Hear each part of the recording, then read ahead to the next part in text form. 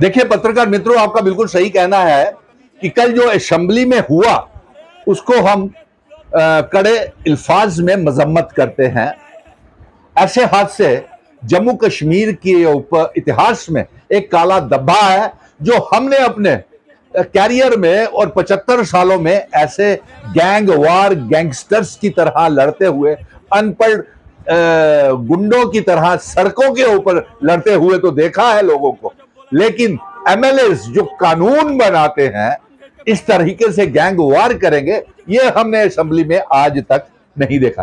क्योंकि हमने तो जो देखे हैं वो पढ़े लिखे समझदार एमएलएस देखे हैं जो अच्छे लोगों की नुमाइंदगी करते हैं और जो लोगों के मसलों को हल करने की बात करते हैं और कानून बना करके अवाम की बेहतरी के लिए, जम्मू कश्मीर की बेहतरी के लिए काम करते थे। लेकिन कल का हादसा बड़ा दुखदाई है, अफसोस हुआ, ऐसा नहीं होना चाहिए था। और ये एक काला धब्बा जो है कि तमाम एमएलएस एक दूसरे पार्टियों के ऊपर इल्जाम तराशी कर रहे थे।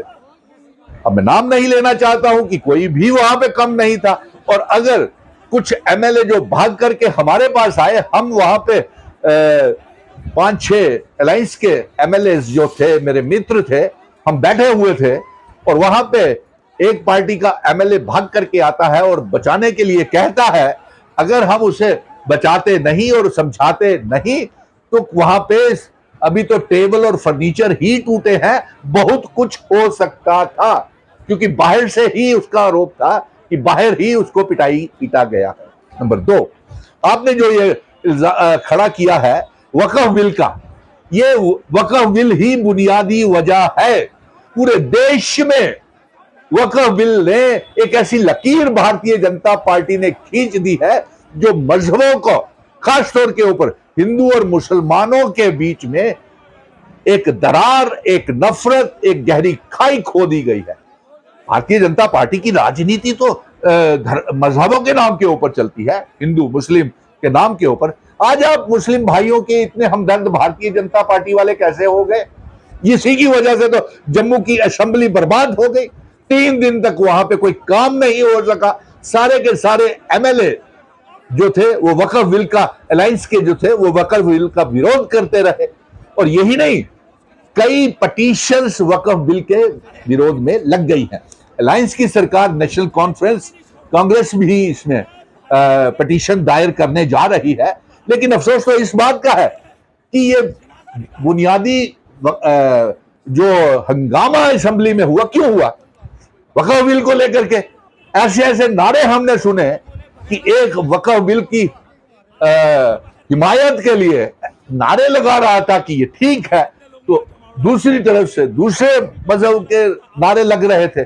ऐसे नारेबाजी हमने नहीं सुनी इंसाफ के मंदिर में। कानून बनाने वाले टेंपल कहते हैं असेंबली और पार्लियामेंट को, ना पार्लियामेंट ठीक से चली, उसको वहां भी विरोध हुआ, जम्मू कश्मीर की असेंबली में भी विरोध हुआ। और आज आप कैसे हमदर्द हो गए मुस्लिम भाइयों के जिनको कल तक आप हिंदुओं को बहकाते थे? मुझसे कट्टर हिंदू कोई नहीं होगा। मैं सबसे पहला हिंदू हूं जो भगवान रामचंद्र जी की, भगवान बजरंगबली की मैं मंदिर, मस्जिद, गुरुद्वारों में जाता हूं और कोई मजहब ऐसा नहीं सिखाता। आज आप कैसे हमदर्द हो गए जिन लोगों को आप ये कहते थे मुस्लिम ये आपके मंगलसूत्र छीन के ले जाएंगे, ये आपकी लड़कियों का धर्म परिवर्तन कर देंगे, लव जिहाद करते हैं, ये गांव की तस्करी करते हैं। कभी आप मस्जिदों को खोलना शुरू हो जाते हैं, कभी ज्ञानव्यापी मस्जिद, कभी संबल मस्जिद। आज आप हमदर्द कैसे हो? क्या मुस्लिम बरादरी के लोगों ने आपसे ये मांगा कि हमें वक्फ बिल चाहिए?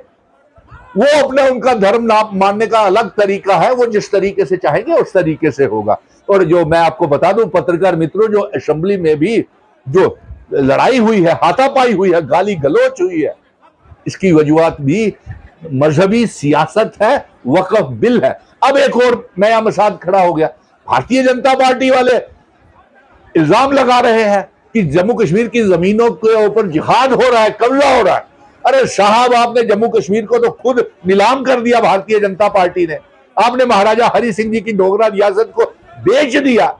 आप जमीन जिहाद की बात करते हैं। इनके लीडर ऑफ द अपोजिशन कल धरने करके वहां पे भारतीय, आपने खुद 84,000 से ज्यादा non resident of Jammu Kashmir को आपने डोमिसाइल इशू कर दिया। और एक आंकड़े के मुताबिक यह भी नजर आ रहा है कि 3 लाख से ज्यादा गैर रियासती बशिंदे लोग पंजाब, हरियाणा, यूपी, छत्तीसगढ़, राजस्थान, महाराष्ट्र के जम्मू कश्मीर में आकर के सेटल हो गया। अरे आप तो 200 इन्वेस्टर्स को, बाहर के इन्वेस्टर्स को जम्मू कश्मीर में जमीनें दे रहे हैं। किन शर्तों पे दे रहे हैं किसी को कोई मालूम नहीं। हम तो हमारा ये कहना है, आप तो फ्लैट जेडीए वाले और हाउसिंग बोर्ड के बेच रहे हैं। जमीन जम्मू कश्मीर की, जमीन जम्मू कश्मीर की आवाम की है। मेरे पत्रकार मित्रों, ये पैगाम मेरा घर घर में पहुंचाए, क्योंकि इसकी जंग सुनील डिंपल 5 अगस्त 2019 के बाद लड़ता आ रहा था कि मेरी रियासत का दर्जा, स्पेशल स्टेटस, आर्टिकल 370, 35A और महाराजा हरि सिंह जी की जिन शर्तों के ऊपर इल्हाक हुआ है वो हमें वापस की जाए। और यही नहीं, मैं तो ये भी मांग कर रहा हूं कि जम्मू कश्मीर, लद्दाख, पीओके, गिलगित बल्टिस्तान को जम्मू कश्मीर का रियासत का हिस्सा बनाया जाए। आप वक्फ विल्स के नाम के ऊपर मुस्लिम समुदाय से जमीनें छीन रहे हैं, और छीनना है तो चाइना से अपनी जमीन वापस करवाइए, वहां तो आप बोलते नहीं। पीओके, गिलगित बल्टिस्तान को आजाद करवाएं जो भारत का और जम्मू कश्मीर रियासत का हिस्सा है, वहां तो आपकी बोलती बंद हो जाती है। घड़ियाली आंसू, कल आप बेरोजगारी के ऊपर बहा रहे थे। पिछले 11 सालों में जितना दरबदर हमारे जम्मू कश्मीर के नौजवानों को आपने किया है, हमारे पीएचई, पीडीडी, पीडब्ल्यूडी के डेली वेजर्स को। अरे कल ही अमित शाह साहब आए थे, 28 एमएलए मिले थे उनको, तो बात करनी थी ना कि पीएचई, पीडीडी, पीडब्ल्यूडी के डेली वेजरों को पका की आपने बात।